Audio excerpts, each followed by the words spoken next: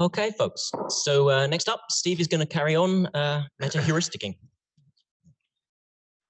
Right. Okay. So morning.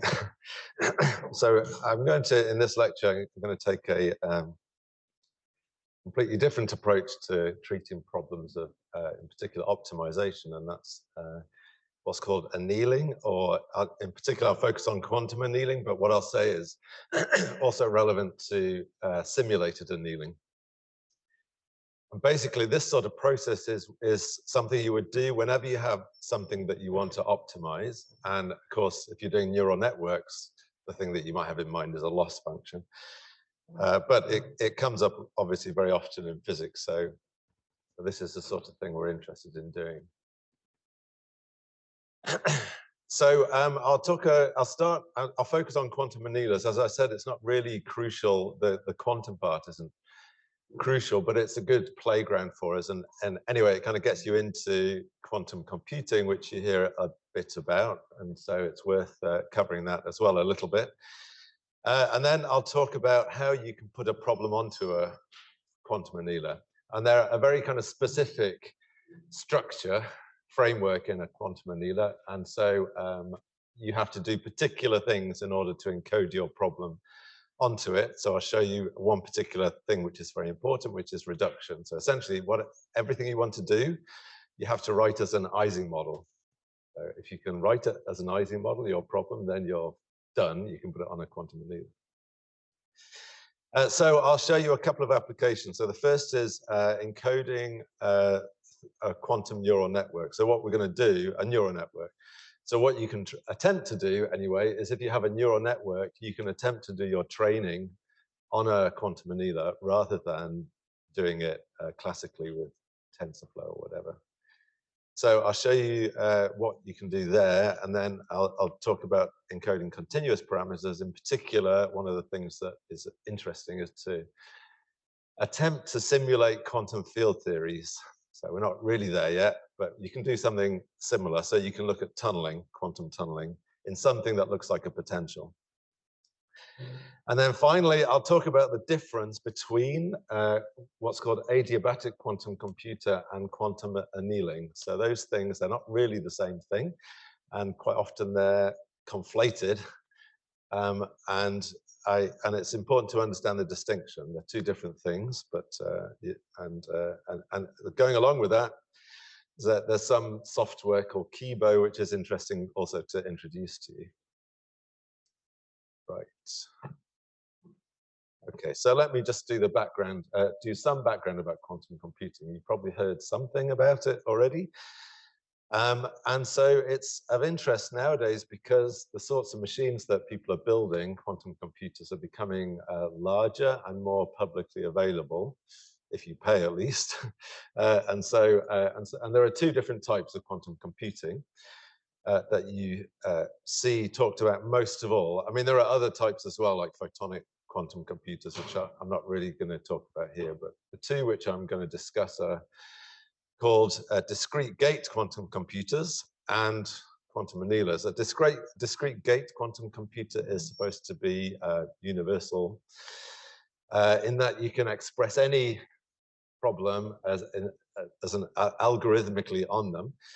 Currently, they're quite limited though, physically, the ones that you can access. So you can get maybe 50 qubits if you go on an IBM machine. But they promise to be able to very soon be able to produce machines with orders of magnitude more than that. The other sort of machine is a quantum annealer, and those things are not universal. They're really the problems that you can solve on those things are optimization problems. So how do I find the minimum of some function or other? So there's a limited number of people making those. D-Wave are the people that you may have heard of that make them. They produce, the difference is they can produce machines with thousands of qubits. On the downside, the coherence is an issue with D-Wave, whereas with the discrete gate quantum computers, the idea is that they maintain coherence a little bit longer. Because if you've only got a few qubits, it's obviously much easier. But anyway, there you go. That's the difference. So now let me show you sort of the similarities. Both types of things, they operate. We talk about the block sphere, which is basically the spins that you can have for a qubit, which lives on SU2 essentially. And what you measure, typically you would refer to it as the Z spin. So you measure what your output is going to be a Z spin. So you're going to measure a 1 or a 0. But in between times, it's exploring all directions of spin. And so then the two different things, discrete, I'm just re-saying the same thing, discrete gate quantum computers are typically thought of for looking at things like entanglement, Bell's inequality, and so on, and also discrete problems with maybe fewer components. A quantum annealer is really good for looking at network problems. And the thing at the bottom is essentially what all you need to know about a quantum annealer. All it is you're given a Hamiltonian. So you can define couplings of an Ising model. And the Ising model, the couplings here are the JIJs and the HIs. So the HIs you can think of as a biasing, that the Hamiltonian wants sigma Z to be measured as a plus or a minus. And the JIJs are couplings between the two of them, so you can have a sort of ferromagnetic or antiferromagnetic coupling. So it's an Ising model, essentially. So those are the first two components, and what you would do is you would put your problem to be solved into the JIJ and the HI. So you define those couplings in such a way as to solve your problem. In addition to that, there's something called the transverse field term, and I'll discuss that in a minute. Let me just show you what it actually looks like physically, a quantum annealer. It's represented as nodes. So the nodes are qubits, and the links are the JIJs, or the couplings between the nodes. In real life, so physically, it's kind of the dual of that. So your qubit is a superconducting loop, and the couplings are where the loops overlap, which is why it has to be quadratic. Essentially, it's much harder to have 3 loops coming together than 2. What's that? Oh, so the loops are superconducting loops. They can take, sigma, a plus or a minus spin that you'd have on the loop. So they can be sitting in up or down. Oh no, I mean the blue sites are the couplings. Yeah, the blue sites are the couplings. So the loops are the nodes on this diagram. The loops are the nodes. Okay. Yeah, that's right. Right. Okay. So how do you operate with this thing? So you're given a Hamiltonian. You can define these couplings JIJ, and what happens is if I turn on the delta term, the transverse term is a sigma X coupling. So you can turn on this coupling, and so delta T is a time-dependent thing. And if I increase delta T, it's obviously going to induce hopping in the Z spins. So when I increase that term in the Hamiltonian, it doesn't know whether to be spin up or spin down. So it's going to be starting to hop. And the idea is what you do is you put your problem into the minimization of the Hamiltonian in Zs. So that's how you define your problem. You turn on the sigma X, so you're hopping around. And what you want to do is you want to dial down this coupling, the delta T coupling, and you dial up the J and the H coupling so that you will eventually be sitting in the minimum, which solves your problem, which you've encoded into the J and the H. That's the idea. So that's why it's called annealing. It's a very similar process to thermal annealing or simulated annealing. So if you've and actually, I can kind of treat both things at the same time. So treat this lecture basically as introducing both. So thermal annealing. What you would do is something, it's a little bit similar. So you can define your problem in an Ising model in a J and a H set of J and a H couplings. You start, instead of having this delta transverse field term in the quantum annealer, you have a thermal Boltzmann allowed flipping of spins. So you will flip spins with probability, and you just at random go around your lattice, flipping spins. When you flip the spin, if it increases the Hamiltonian, you will accept it, but with a Boltzmann suppressed probability. And if you go down, you will always accept it. So you'll go down if it improves your Hamiltonian, and if it doesn't, then you'll allow it, but with a Boltzmann suppression. If you compare that to quantum tunneling, so you have to imagine that your problem, there's maybe a landscape there that you're having to sort of hop around, and so this Boltzmann suppression, the reason that you do it that way is because, of course, you want to be able to go over barriers if it gets you into a better valley. And so that's why you start with at a high temperature, and you want to lower the temperature so that you'll end up in the best valley, hopefully. So quantum annealing is slightly different, because what happens with quantum annealing is supposed to be quantum tunneling, that if there's a barrier in the way between where you are and the best solution, you can tunnel through the barrier if it's relatively thin. So thin and tall is actually better for quantum annealer. Thin and tall barriers, wide and shallow barriers are not great for quantum tunneling. So the sorts of problems that you like with quantum annealers are slightly different from the problems that you like with simulated annealing. So simulated annealing is quite good at getting over shallow barriers. You'll hop over and then fall into the valley over here. On the other hand, if there's a lot of steep, narrow valleys, quantum annealing is actually a bit better at tunneling through those things. Okay, so you may question at this point, why do we not, if quantum tunneling is so great, why don't we just simulate quantum tunneling rather than building ourselves a quantum annealer, which is actually just kind of expensive and hard? Why don't we just simulate it? The reason why is that the quantum tunneling, it goes with a probability, which depends on the width between you and where you want to tunnel through. So it depends on the width of the barrier. And the problem is, the reason I can't simulate it is, I would have to calculate the width from where I am to all of the possible places I would like to tunnel. So essentially, I would have to explore the whole parameter space in order to set up my simulation of quantum annealing. The same is not true of something like a metropolis algorithm, because when I'm changing the Hamiltonian, it just depends on the qubits next door and the spins next door. So I don't have to, I can just do things quite locally if I'm doing thermal annealing. Yeah. Could you try and set up something crazy like you had with the genetic algorithms, where you just try, or not genetic, the random walk, where you just try tunneling in a random direction and then sort of set something up like that? Oh, right. That's an interesting one. I'm not sure how you would set it up, but you mean you want to do a kind of like a quantum gradient descent sort of thing? So you would go to yeah.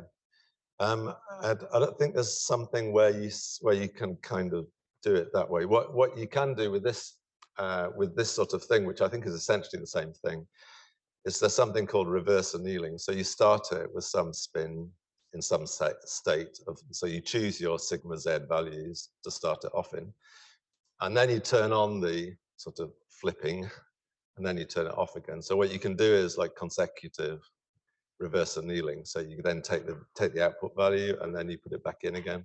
So that's basically what that's doing, I think. Yeah. Also, Steve, could you go back to the picture with the physical system? Yeah. And oh, this one, right? Okay. You're going to exhaust my knowledge about how they build these, but so you have the Hamiltonian and you have the couplings, the GIGs, and I suppose that corresponds to getting these circuits closer to each other. Yeah. And what are the others? How do you tune the transverse others? field ones? Yeah, the H's. Okay, I'm not going to attempt to answer that in public. We can browse around their web pages together, but yeah.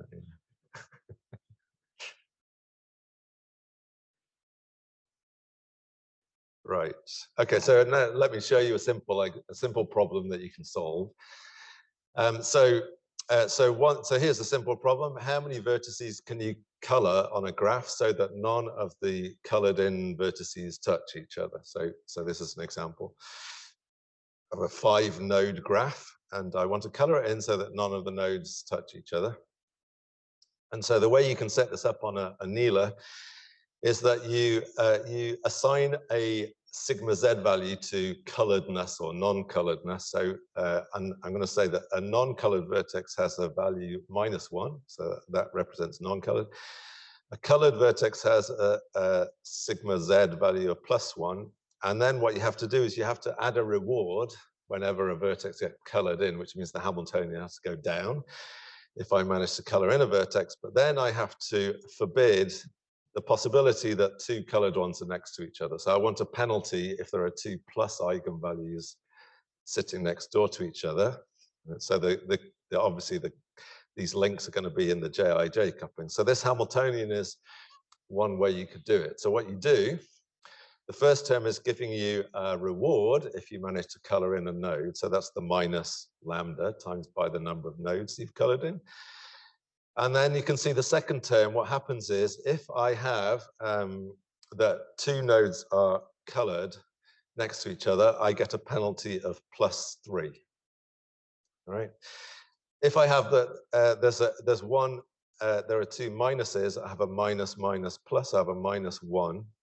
So it doesn't matter. And if I've got a plus minus next to each other, it's -1, +1, -1. So it's also -1. So that's the point about the penalty, is it shouldn't care whether they're both uncolored or one is colored and the other's not colored. It's a penalty which is only concerned about whether there's a colored one next to a colored one. Right, okay, and so that's the way you can solve that. So now here's a more difficult one, and I'll show you this with the Metropolis algorithm in a minute, solving this. So I wrote this actually during COVID. It's a bit less relevant now, but anyway. So now we don't care. Everyone can get as ill as they want. But during COVID, you had this problem that you want to put students in a room and you want to try and decrease the amount of transmission of virus. So you say that, okay, if I have n² student and I know that there are half of them are ill, half of them are well, how do I arrange them so that there are as few well people sitting next to ill people as possible? So that's the problem. So this is how you can set it up. And it's actually similar to the previous coloring problem because the ill people are colored nodes essentially. So so this is how you can set it up. You call the eigenvalue +1 or -1. So if you measure a +1, you conclude that an ill person has to go there, and a -1 is if a well person has to go there. There are n² spins. So what you do is you can arrange them in rows and columns, so that I'm going to count L's as rows and J's as columns. So I have a little matrix.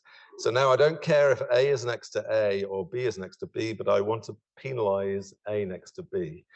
And so, so this Hamiltonian does it for you. So what happens is, you see that I've got this factor 1 minus 2 sigmas there. If I've got a sigma with a +1 next to a sigma with a -1, this is going to give me a +1, and it's going to add to the 1, so I get 2 times by whatever this is. Otherwise, I get nothing. So A next to A, B next to B doesn't give me anything.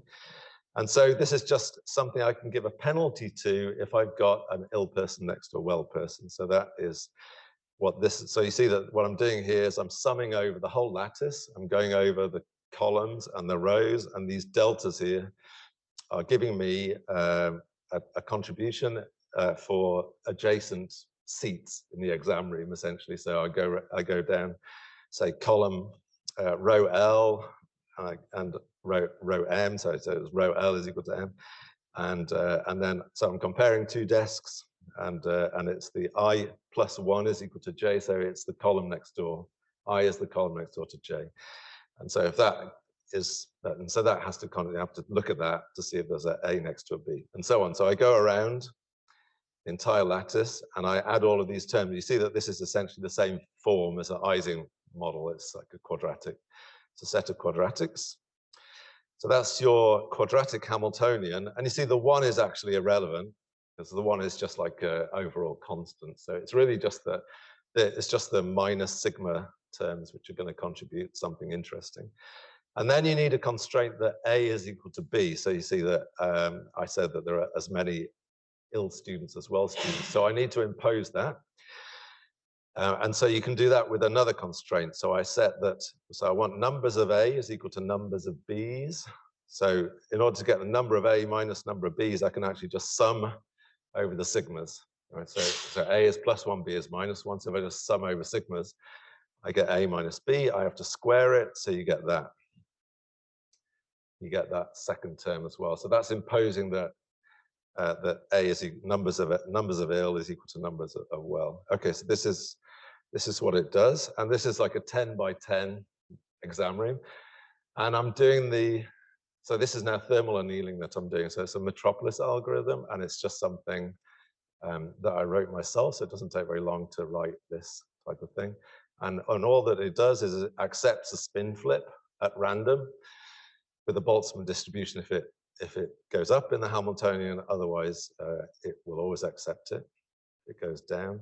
And so you see eventually it does find the obvious solution that any human would tell you, which is that you obviously put them on other sides of the room, don't you? But anyway, it will find that. And the point is that if this is a 10 by 10 set of binary values, plus or minus. So it's 2 to the 100. So you see it's a fairly gigantic system, really. And you couldn't really scan over all the possibilities.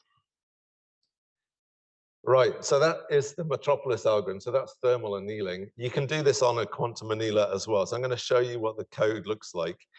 And in the tutorial, the useful thing about the D-Waves code, which is what the tutorial is going to use, is that they also have simulated annealing. Right, so they don't want everyone to like rush onto their quantum annealer and block it. So they provided a simulated annealer as well.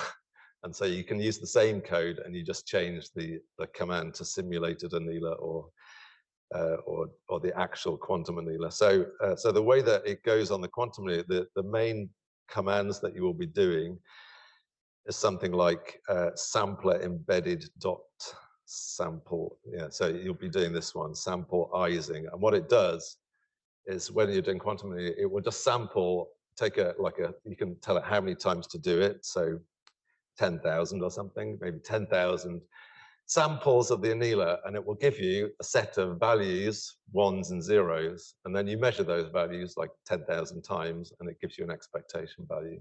Yeah, so you can find the solution that way.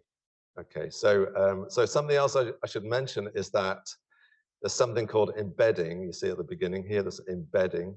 What that means is that the actual physical annealer, so you give the annealer your J and H's. So J and H's are just numpy arrays. You just fill these arrays with ones or minuses or your couplings, whatever you want them to be.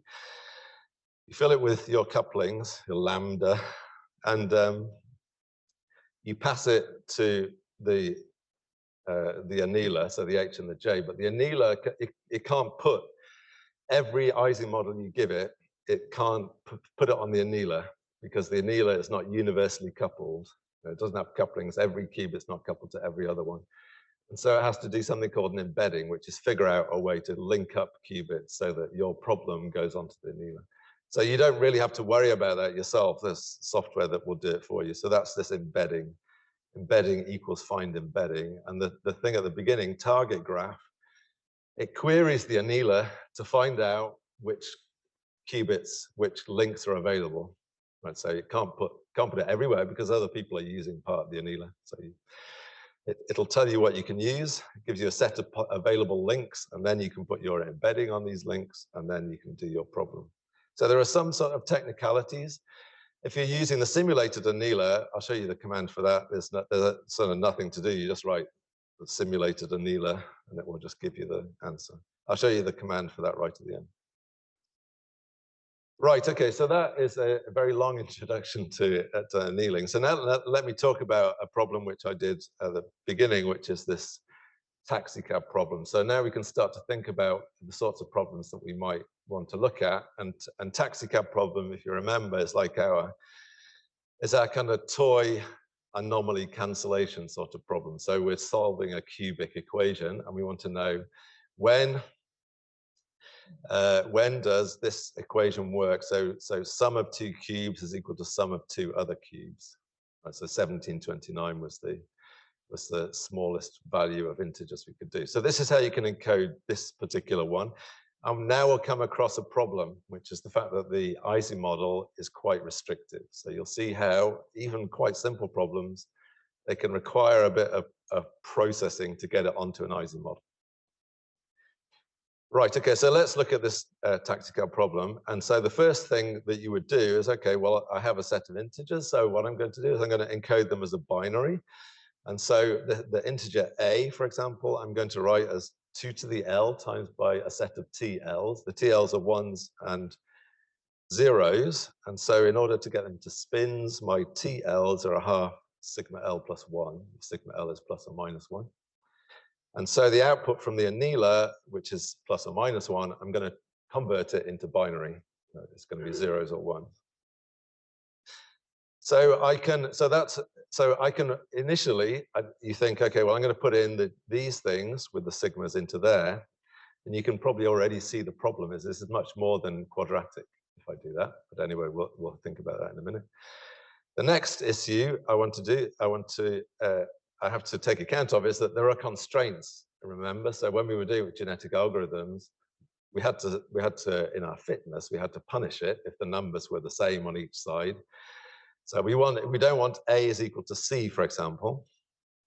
And so you have to add a constraint Hamiltonian which forbids A being equal to C. So if you look at this, what it does is it looks at all of the spin values and it takes one from the other. And if they're all the same, if any of them are the same, you see you get 1 minus nothing, so you get 1. And so if you add this, you'll find that if any of the two numbers are the same, I'm going to get something which is non-zero, and I'm going to get punished. So you have to go around all of the qubits, just checking if they're all the same or not. And you see, so you see, if all of the tails are the same, you're going to get a 1 there. Otherwise, you'll get 0. If there's any difference between the two numbers. So that's the idea of how you can punish it. So now the problem is that here we have to have a product of all the taus in the numbers. So this is quite a large order of polynomial, and this is a sextic if I have this thing squared. And so I can't put this onto an Ising model, so I have to do something called reduction. And this is it's a crucial part of fitting your problem onto an Ising model.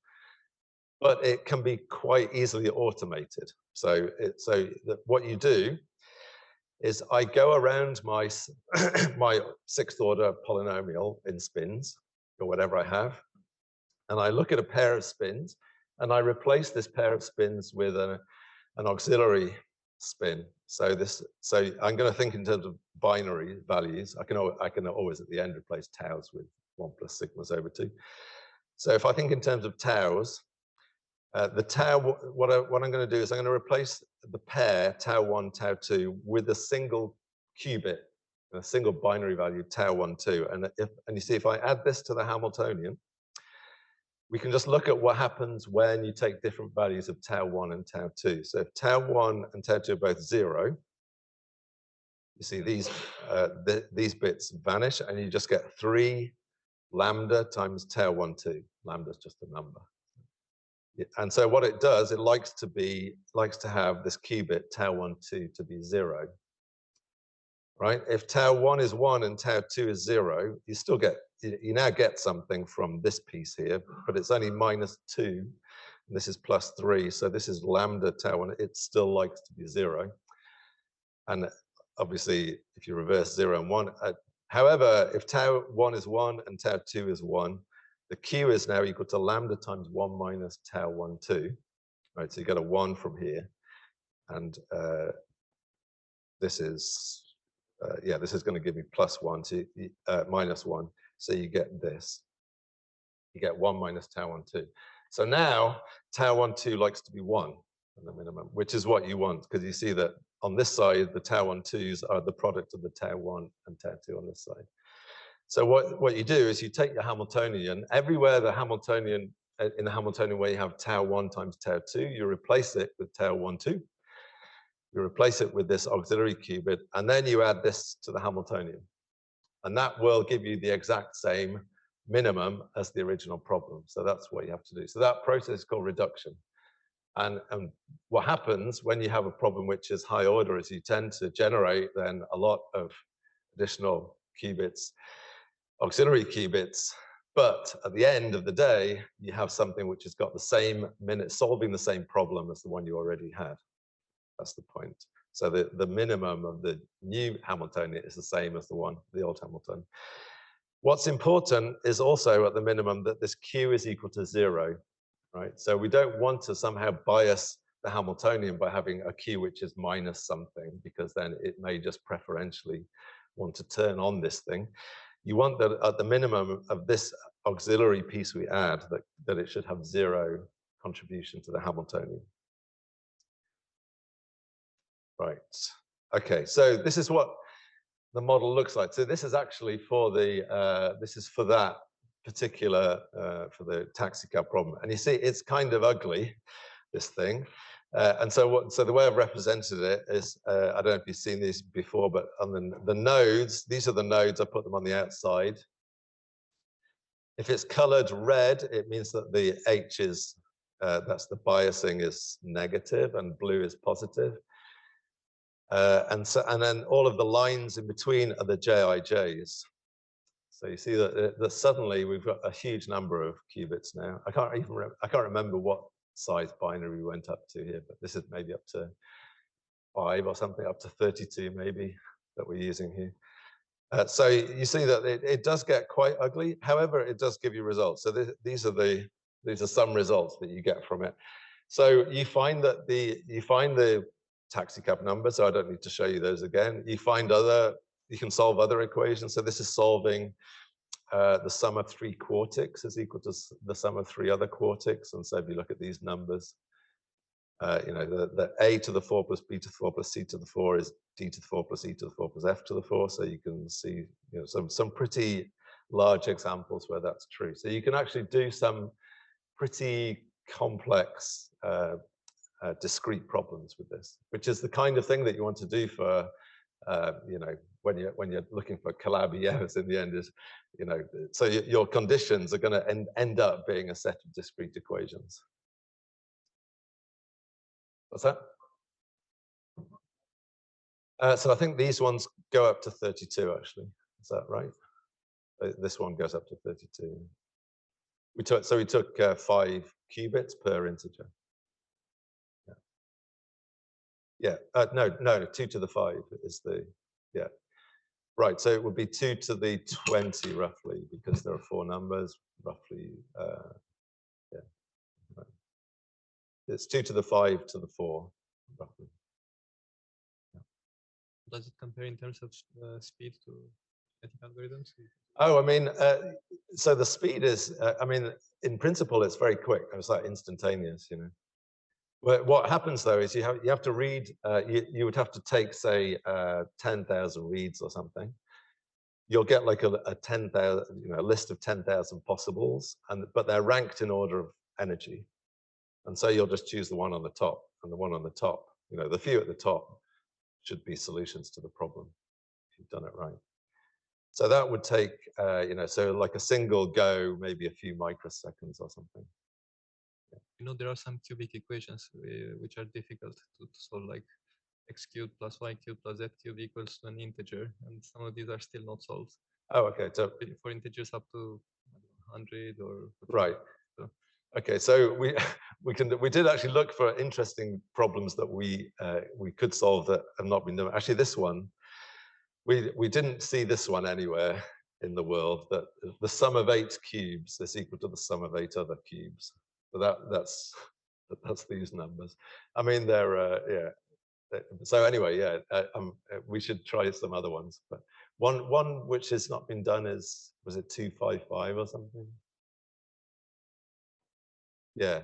So x to the 5 plus a to the 5 plus b to the 5 is c to the 5 plus d to the 5 is apparently not been done, and people have looked up to 10 to the 26 or something like that. and numbers that satisfy that. Right. So these particular ones were a search space of 10 to the 24. These.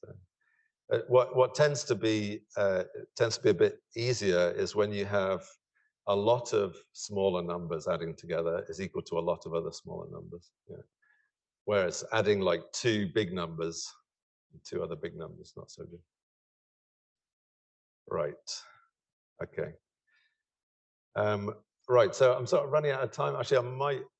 I'll probably just spend 20 minutes talking about this, and then I'll continue tomorrow, I think. But anyway, I want to apply it to something else. I'm going to look at now quantum neural networks. So we heard yesterday about neural networks, and there is an application you can do with neural networks in this context, which I can show you.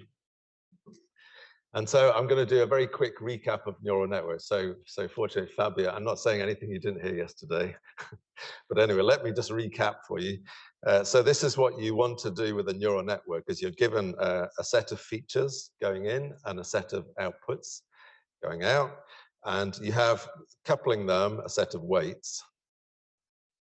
And what you do is that when you're passing your values from one layer to the next, is you have an activation function so that the next layer I, is given by this function g, which could be a sigmoid function or whatever, times by the argument, and the argument is the weights multiplying by all of the previous values, the input values of the previous layer, plus a bias.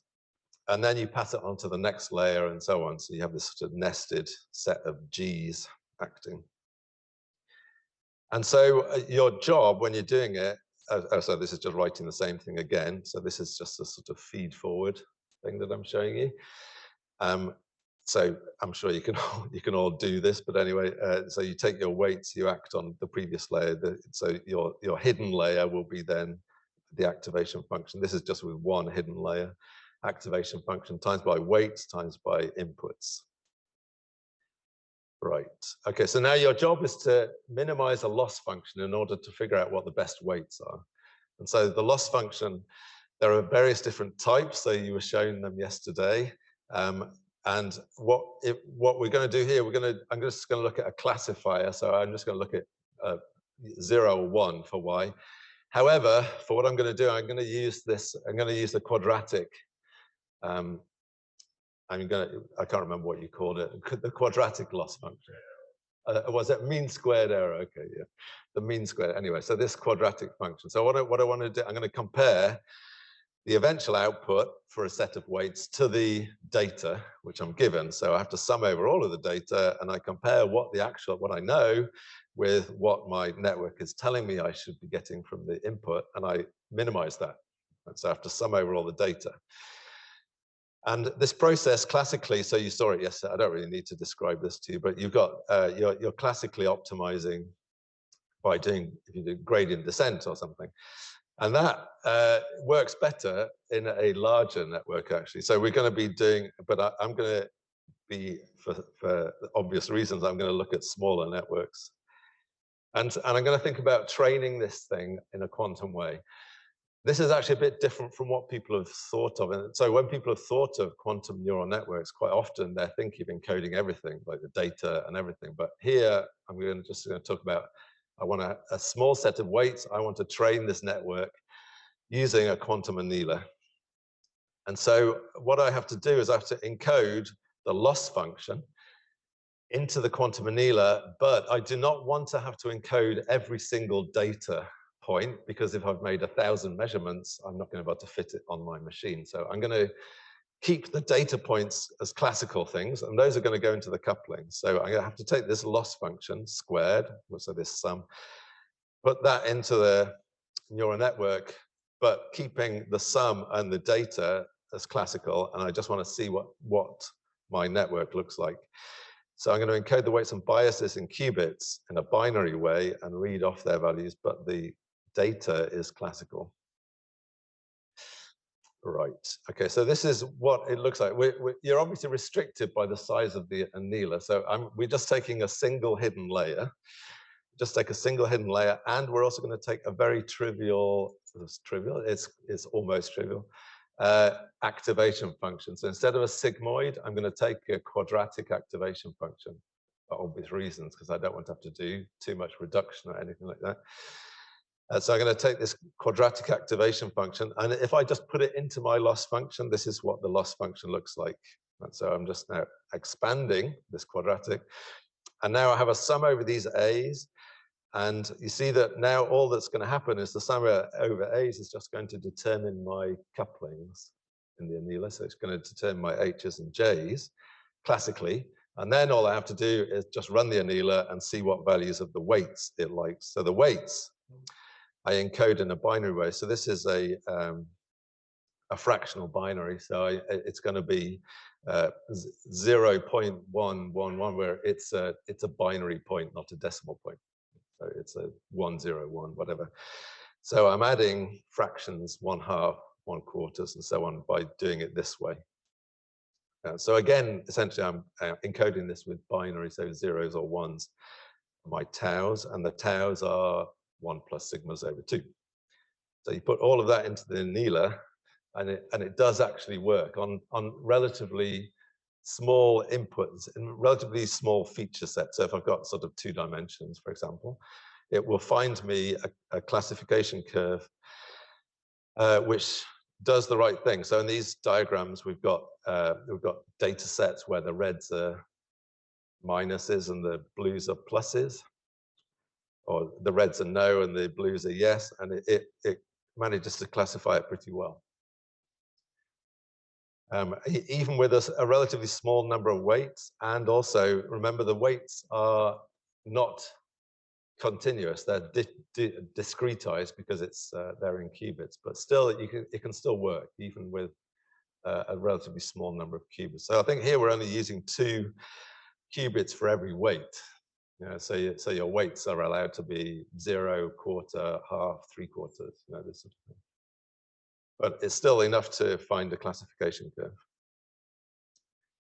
So we find this quite interesting. I mean, it's something which you think could be useful. And actually, one thing that struck me yesterday in your talk was the thing with different topologies, like Boltzmann machines you mentioned. That sort of thing is possibly something that this might be useful for, actually. Right.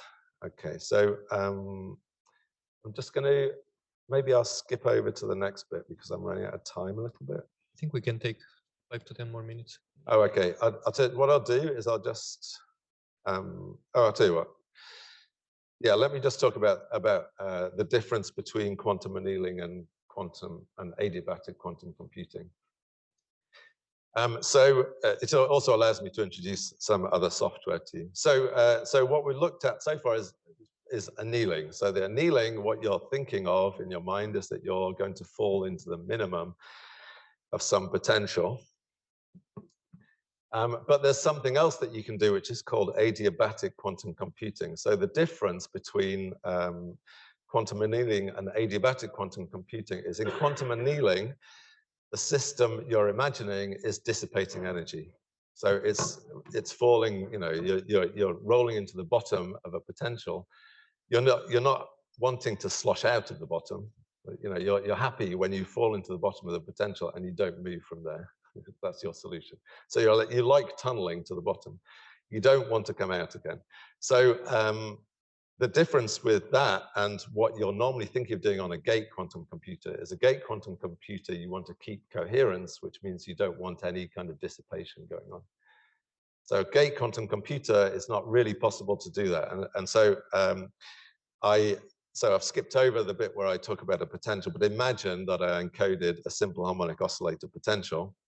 If it was a quantum annealer, and I begin at this point here, and the annealer wants me to be at point 0, so there's a quadratic potential there.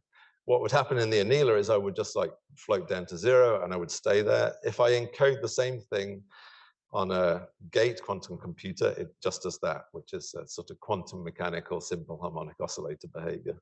So you can encode that on a gate quantum computer, but obviously that isn't helping me find the minimum of the potential. And so you have to think about things in a slightly different way when I'm talking about the ground state, for example. Anyway, to encode that, I was using this thing called Kibo. And so Kibo is it's a different, completely different approach. It's really to do with gate quantum computers, but you can use it in a very kind of simple way, which is I can encode the Hamiltonian like in this line here. So as I'm showing you there. So your Z spins, I just refer to them as Zi. And this is just using SymPy in Python. And then I encode my array J. So this is just a NumPy array, and so you can just write the Hamiltonian like that, and then pass it to your adiabatic quantum computer. And this is how you evolve it in time. So you say evolve equals, and then state evolution. You tell it what the Hamiltonian is. And so that's Kibo, and that's kind of interesting. An interesting way to think about things where you don't want it to dissipate. So the difference between the two is then that quantum annealers are dissipative, so they lose energy and they eventually lose coherence quite quickly. So they're good for finding ground states. So what we think of as the ground state when we're thinking as physicists, which is basically the bottom of the potential, it's not really the ground state of the system as you start off, you know. So it finds this state in the end by dissipating energy. The original idea of adiabatic quantum computer was a bit different. And the idea of that was that if I wanted to solve a problem, I could, instead of doing the thing that you do in quantum annealers, which is kind of try and just fall to the bottom, you can begin the system in the ground state to start with. So what I do at the beginning with an adiabatic quantum computer is I turn off my problem Hamiltonian altogether. So I turn the J and the H terms to 0, and I only have the X term. I've only got the transverse field term. So that because that's trivial, I know what the ground state is. So I start the spins in the ground state, I start the Hamiltonian, I start the wave function in the ground state of X. So I start in that ground state, and then I turn on the problem Hamiltonian and I dial off the X Hamiltonian. And what's supposed to happen, as I'm showing you schematically here, is that you're beginning in the ground state of X. And then as you turn on the problem Hamiltonian, dial down X, you stay in this ground state. You want to stay in the ground state and not go into any of these excited states. So that was the original idea of adiabatic quantum computing of Fari and friends. And you see, quantum annealing is not really the same sort of approach as that. Quantum annealing, you tunnel down to this blue line. Even if you're excited, the idea is that you'll eventually tunnel down to the blue line. So you can do the same kind of thing, and I'll just show you how it works in Kibo. So for Kibo, if I wanted to encode say a quadratic potential, you would do something like this. So this is just me writing a Hamiltonian, which gives me a quadratic in the Z values, in a sort of binary encoded value that, which depends on the Z. So that's this, which I'll go over this in more detail tomorrow. The payoff, though, so this is done in a gate quantum computer, and you do what's called trotterization. So you define the Hamiltonian, you define H, and then you have an initial wave function, and you've got e to the minus IHT. And so what you do, or what they do, is it writes it as 1 minus IHT, IH delta t to some power, t over n, times by that. So what you do in the end is you do a lot of operations of 1 minus IH delta t. And that's what this is showing you. That's the gate decomposition for that operation. That's what it's showing you. So the price you pay in order to do this is that you have a very large number of gates in your quantum computer in order to encode it. But it's all sort of automated. So just plug it in and off it goes. Anyway, so let me show you what actually happens if I have some potential looks like that. So this potential is something I've just written as a binary, as a potential in terms of binary spin values. So you just think of it as a weight, like think of it as like a weight, which I've just written in terms of binary qubit values. And on the right is the ground state, which I'm sitting in. And this is what happens as I change, as I do my annealing, is that it's staying in the ground state, which originally the Hamiltonian was only x, and at the end it's going to be the one on the left, and you see it goes to the ground state of the thing on the left, and so it goes continuously to that. I don't think it's quite there at the end, but you see what's happening is that eventually it's dominantly in that minimum. But you see, it's still a little bit in that minimum. The ground state of this object is not where everything is sitting there. Right? We're so used to physicists and think in terms of tunneling, cosmological tunneling. Oh yeah, the ground state is here. It's that the ground state of this potential it's kind of everywhere. Anyway. So I'll leave it there, and then tomorrow I'll talk a little bit more about these sorts of systems, and then get on to the string theory applications.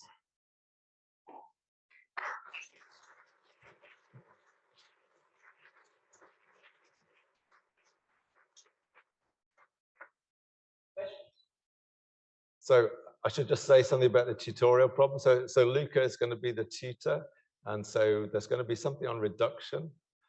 So there's a simple Hamiltonian. You have to reduce it by using this particular thing I showed you. And then also, if you a bit later, I say that's like the homework problem, maybe factorize an integer or something. Oh, that's not in the thing. Okay. I have to ask you to do this before the tutorial. So you have to install the D-Wave software. And then in the Dropbox, you'll find some way to test it. So you see that you import Neal, which is the software, and then this is how you call the simulated annealing sampler with some set of H's, some Hamiltonians, H and J, so H and J couplings, and then you'll do that sampler.sampleize. And if it says, oops, something went wrong, then something's gone wrong. Right.